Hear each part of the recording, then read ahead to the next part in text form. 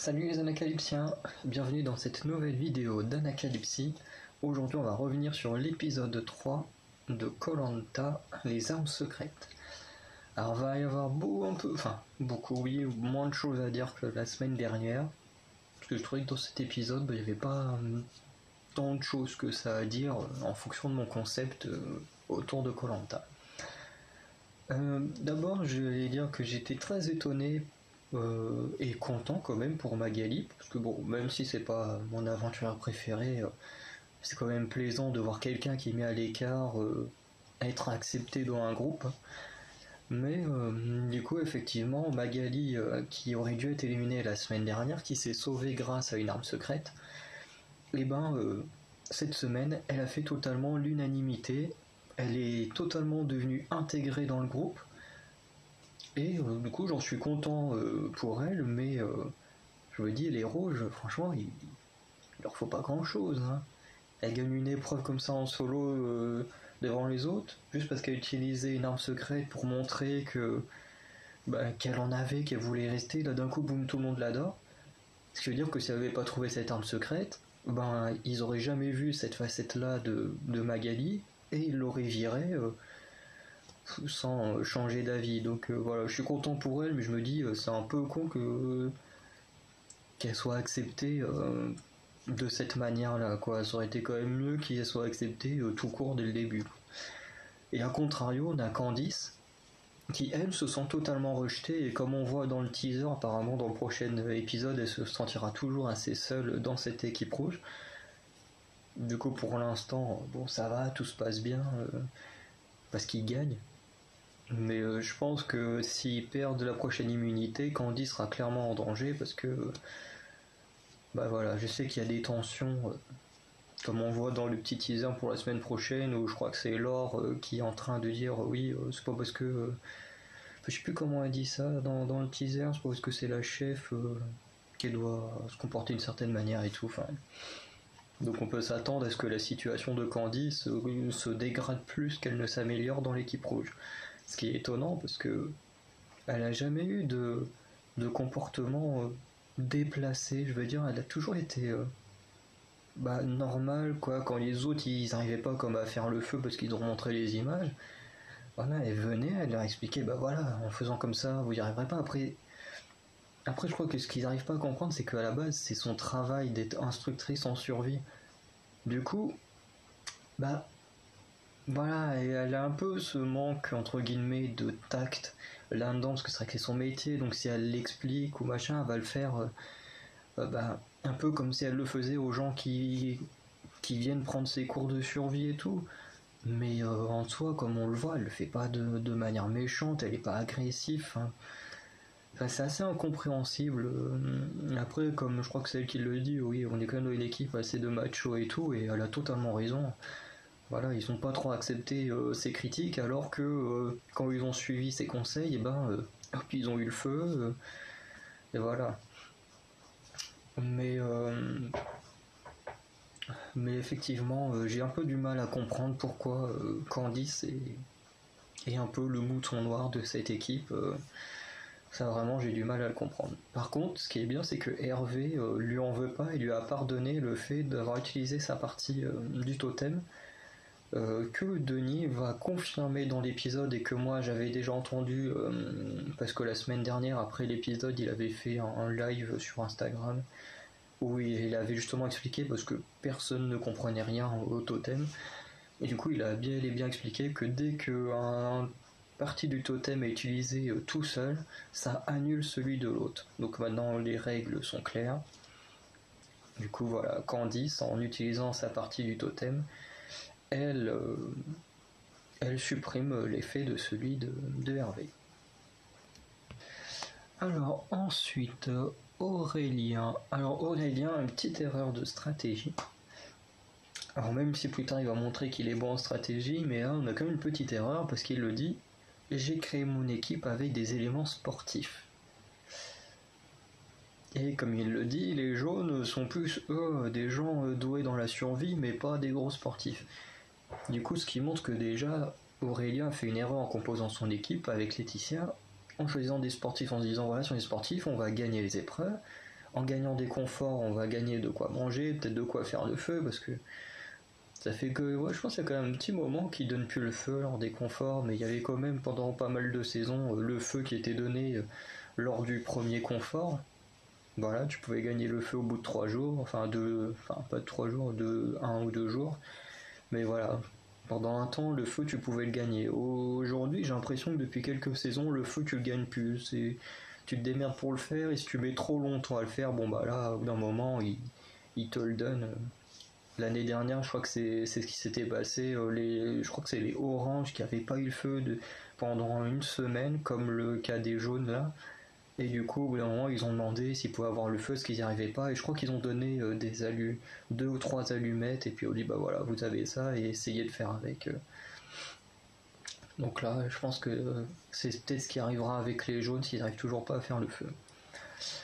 Mais voilà, ce qui fait qu'en composant que son équipe d'éléments sportifs, et ben en soi, il se prive d'un confort dans son camp, quoi, pendant le temps de pause, entre guillemets, hors épreuve, voilà. Parce que au final, ils sont incapables de trouver vraiment à manger, comme les rouges qui eux mangent super bien.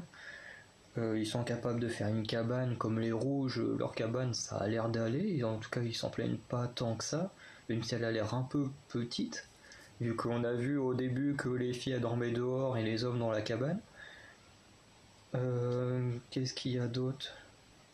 Bah ouais, c'est tout au niveau de la bouffe et du confort. Ouais, il aurait dû prendre 1 ou 2 personnes comme ça qui auraient pu apporter du confort et non prendre que des sportifs.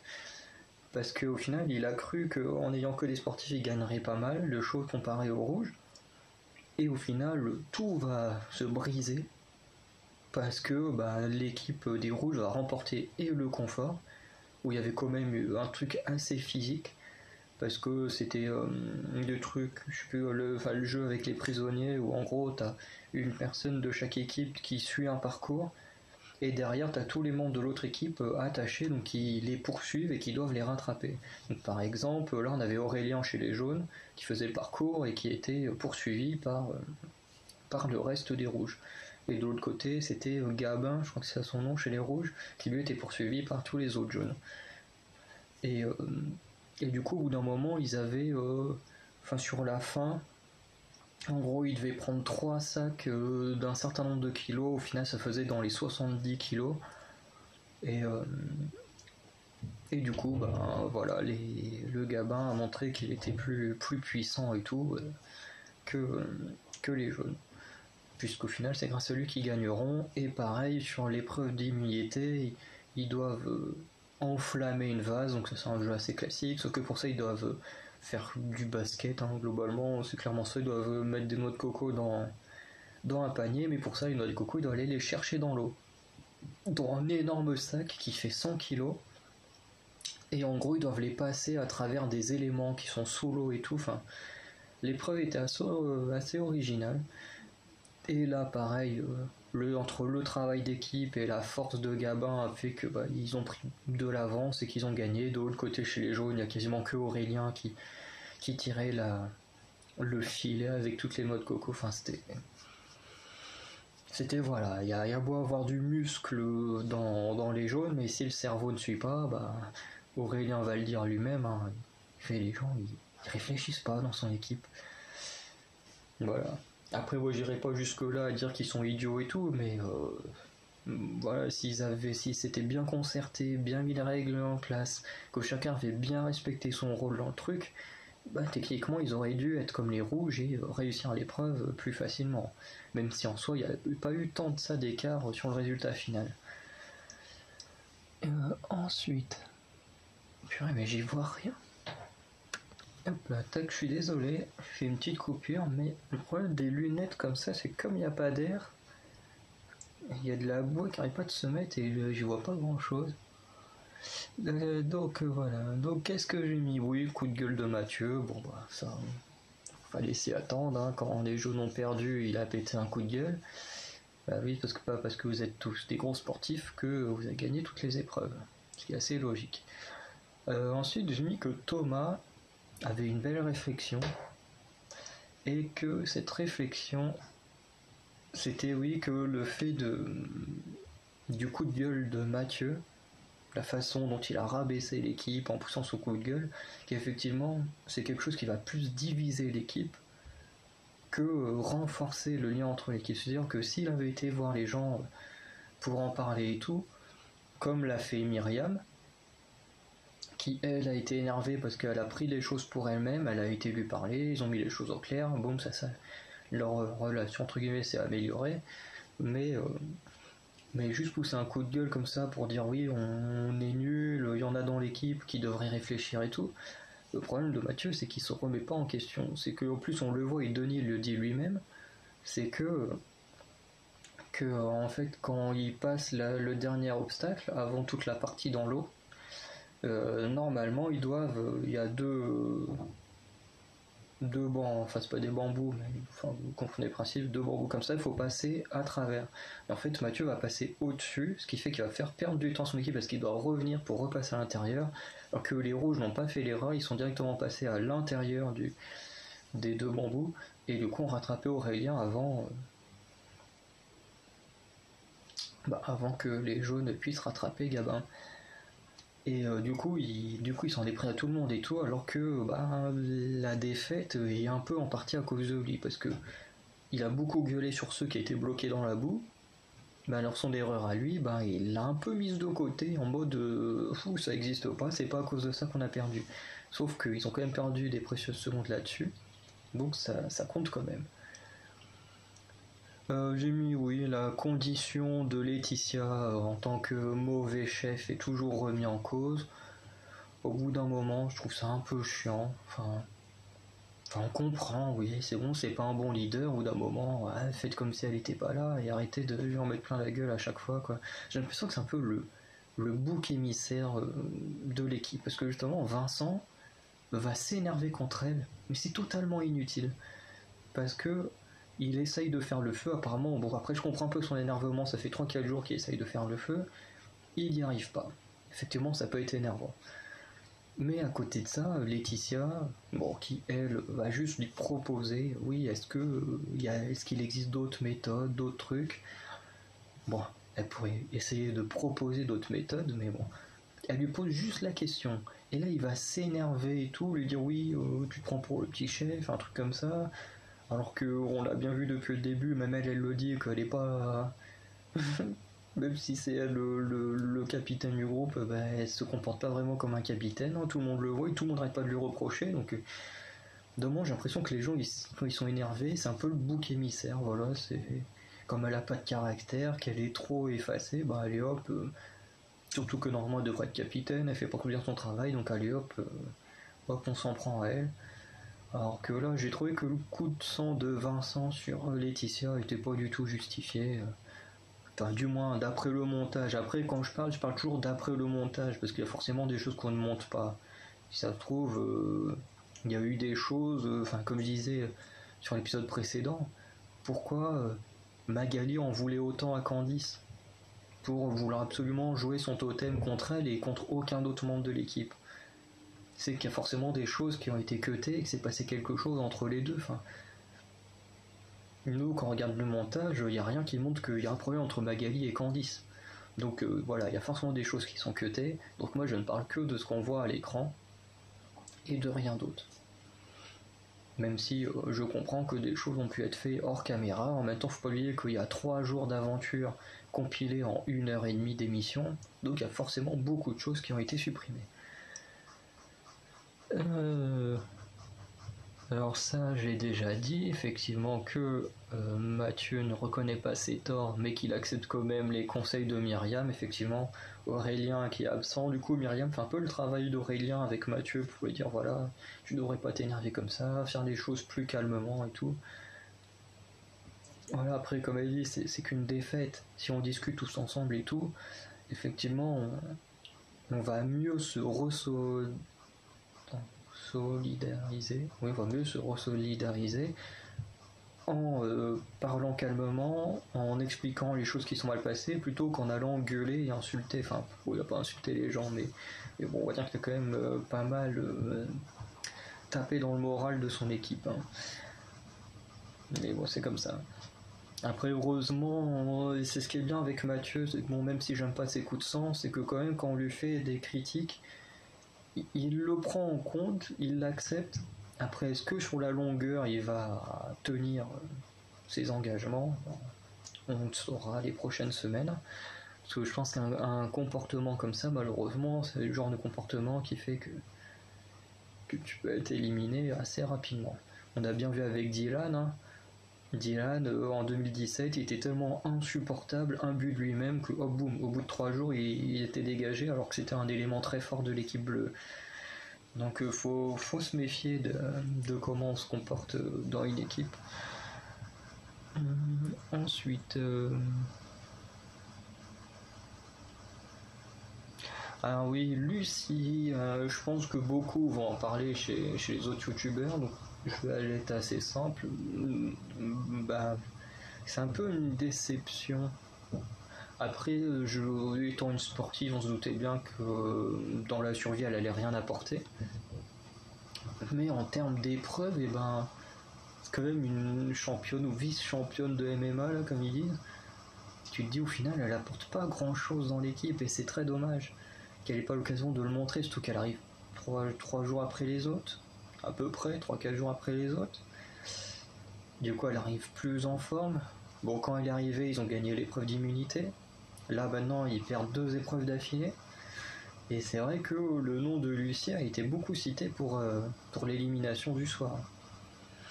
Et c'est très dommage, parce qu'elle aurait de quoi montrer ses capacités sportives. Enfin, c'est quand même une championne, quoi, de base. Et malheureusement, elle n'a pas encore eu l'occasion de montrer de quoi elle était capable. De l'autre côté, du coup, en personnage d'enjeu, on a Elodie, Lucie et Laetitia. Du coup, Elodie et Laetitia vont plutôt essayer de se concentrer sur le fait de trouver un collier d'immunité ou une arme secrète. Et aucune des deux ne trouvera un truc, mais elles vont pas faire plus de choses pour s'en sortir. Lucie, ce que j'ai bien apprécié, c'est que elle a cherché, elle a rien trouvé. Du coup, elle a fait semblant. Et je me dis, les autres, ils sont quand même un peu cons. Putain, moi, j'aurais été à Koh-Lanta, mais j'aurais tout de suite grillé que c'était faux. Enfin, la fille, elle passe avec une grosse bosse sur le côté au niveau de sa poche, que tout le monde peut voir. Et moi, j'aurais grillé tout de suite que c'était faux. Quelqu'un qui a vraiment un collier, même s'il il veut montrer qu'il l'a, mais sans montrer vraiment qu'il a vraiment le collier. Déjà, il est quand même plus discret et tout. Là, ça se voyait tellement qu'elle l'avait pas. Et voilà, les autres, ils étaient tous là. Waouh, regardez sa poche, elle a un gros truc, machin et tout. Ça se trouvait là le collier, là. C'était trop gros pour. C'était trop. Enfin, je sais pas, je comprends pas comment ils ont pu croire qu'elle avait un collier, parce qu'au final, elle va avoir qu'une voix contre elle, si je dis pas de bêtises. 1 ou 2 voix max, mais vraiment, elle a pas vraiment eu de voix contre elle. Et ce que j'aime bien à côté de ça, c'est qu'elle a été démarcher les gens, elle a été voir tout le monde, machin. Est-ce que tu as voté contre moi? Contre qui tu as voté et tout? Pour être un peu sûr qu'on ne vote pas contre elle et un peu se rabibocher, essayer avec d'autres aventuriers. Et ça, c'est un truc qui me manque énormément à Koh-Lanta. C'est que depuis qu'il y a une surabondance de colliers d'immunité et qu'on a ce système d'armes secrètes, c'est que le problème, c'est que toute la stratégie des aventuriers ne repose que là-dessus. Quand on regarde les aventuriers, dès qu'ils sont en danger, c'est oh bah je vais chercher un collier d'immunité. Oh bah là, maintenant je vais chercher une arme secrète. Au final, ils cherchent même plus à vraiment parler avec les gens pour sauver leur peau et tout. C'est non, je vais juste essayer de trouver un collier ou une arme et puis on verra. Si je trouve, je m'en sors. Si je trouve pas, bah tant pis. Je trouve ça un peu dommage. Ça casse un certain système de stratégie qu'il y avait avant que j'adorais. Ensuite, Laetitia qui a vraiment étonné. Enfin, de toute façon, tout le conseil en soi m'a étonné parce que Laetitia qui joue pas sa partie de totem. Bon, après, comme elle a dit, j'ai promis à Aurélien que je la jouerai pas et tout. Bah, elle a suivi sa promesse, c'est très bien de sa part. Mais en soi, moi, j'aurais été super en danger, j'aurais fait comme Candice la semaine dernière, ou même Hervé qui a avoué que si lui il avait été en danger, il aurait sûrement joué sa partie de totem. Voilà, quand t'es en danger, tu penses plus aux autres, hein, le but c'est d'être le seul survivant. Et surtout qu'on sait très bien qu'à Koh Lanta, en 3 jours, il peut se passer énormément de choses. On l'a vu avec Magali. Elle a passé le début à être en danger, et après le Conseil des Rouges, où elle a étonné un peu tout le monde, boum, elle a été très appréciée. Maintenant, c'est Candice qui est en danger. Donc, donc voilà, moi j'aurais tenté le coup. Hein. Je me dis, après, les gens ils peuvent me détester, tout comme en 3 jours, la mentalité peut très bien changer. Donc voilà. Mais j'ai trouvé qu'elle a été très couillue de ne pas jouer son parti de totem, parce que clairement tout le monde voulait l'éliminer. Et du coup, c'est Elodie qui est partie. Alors là, je m'y attendais pas du tout. Moi, je voyais vraiment Laetitia partir. Surtout quand elle a pas joué son totem, je me suis dit, ah là là, elle va pas le jouer. Je me suis dit, c'est bon, bah, c'est Laetitia qui part. Et non, c'est Elodie. Et je pense que, pareil, Elodie, bon, à part ce que j'ai dit, qu'elle s'est pas super bien défendue, voilà, elle a pas cherché à démarcher sa place. Elle a cherché un peu les colliers, les armes secrètes, mais bon, elle a pas trouvé. Bon, bah, voilà, sauf que, bah, voilà, elle a pas réussi à faire de stratégie. Elle se sentait pas forcément à sa place dans l'équipe. Et c'est surtout sa chute au début qui a été assez impressionnante, qui a fait que, bah, voilà, c'est pas senti trop à l'aise dans l'équipe et qui a sûrement causé son élimination. Mais pour revenir à Laetitia, comme je disais tout à l'heure, Aurélien est un très bon stratège. Tout simplement parce que Aurélien est celui qui a sauvé la peau de Laetitia. Parce que Aurélien sait très bien que les deux parties de totem peuvent être très importantes dans le futur. S'il peut garder Laetitia le plus longtemps possible et au conseil de la réunification réussir à éliminer un rouge, ça peut être que tout bénef pour l'équipe jaune dans la partie en solo. Je pense que Aurélien essaye de voir le jeu assez loin, contrairement à Candice qui, elle, a paniqué, il a tout de suite réagi sur le coup. Aurélien, lui, je pense qu'il voit avec plusieurs coups à l'avance. Et justement, à un moment, on le voit en train d'essayer de défendre Laetitia en disant oui, je préfère voter Lucie, machin. Puis même beaucoup ont l'air quand même de défendre Laetitia. Ils ont l'air de la trouver chiante et tout, insupportable. Mais à côté, il y en a quand même qui défendent le fait que, bah voilà, sur le camp, elle bouge son cul, elle ramène à manger, elle travaille sur le camp, quoi. Elle n'est pas allongée sur la plage à rien foutre. Donc voilà, même s'il trouve qu'elle fait pas un bon capitaine et tout ça, elle montre voilà que bah sur le camp elle fait quand même son travail de survivre. Et voilà, donc moi je pense que Aurélien a réussi à convaincre certaines personnes de ne pas voter contre Laetitia. Et ce qui a permis à Elodie malheureusement d'être éliminée à sa place. Donc voilà, si j'avais juste deux trucs à dire en plus sur Aurélien, il y a quand même un petit truc qui me dérange un petit peu. Alors vous savez, moi c'est un aventurier que j'aime beaucoup, mais après l'épreuve de confort, il est pas bien et tout, il part à l'infirmerie, il revient juste après, juste avant l'épreuve d'immunité, il revient à ce moment-là, il fait l'épreuve, il te fait une performance de malade. Bon, ils vont quand même perdre, mais il fait quand même une sacrée performance en déplaçant sous l'eau le truc de 100 kg quasiment tout seul sur les trois trucs, parce qu'il y a Thomas de temps en temps qui va aussi l'aider. Et je me dis, ils ont dû quand même bien en prendre soin, et je pense qu'Aurélien doit être un des aventuriers que la production aime beaucoup, parce que on le voit beaucoup à l'image, mais pour qu'il le remette bien sur pied pour l'épreuve, c'est quand même, doit y avoir un truc, parce que je me suis dit, il était quand même bien en forme, hein, je me dis, même s'il était mal en point, qu'ils ont voulu le remettre en forme et tout, il y a certains aventuriers, c'est pas au point d'être frais comme s'il venait juste d'arriver. Après, voilà, c'est juste des suppositions, après moi je l'adore, je m'en fiche, hein, et c'est comme ça. Ça m'a juste paru très bizarre, la façon de faire. Même si ça arrive de temps en temps, effectivement, que des gens qui vont à l'infirmerie reviennent juste avant une épreuve, mais j'aime pas trop cette façon de faire, quoi. Parce que d'un coup, ils ont un avantage comparé aux autres aventuriers en revenant tout frais avant une épreuve. Et ensuite pour Théora, alors je sais que à l'annonce de l'arrivée de Théora, parce que là j'ai pas été sur les réseaux sociaux, je sais pas comment a été reçu, enfin comment ça a été reçu après l'épisode, mais j'ai trouvé que c'était bien foutu, parce qu'il a pas été mis trop en avant. Voilà, on l'a montré, il a présenté le confort qu'il allait avoir, il a présenté plein de trucs de survie aux rouges qui ont gagné le confort.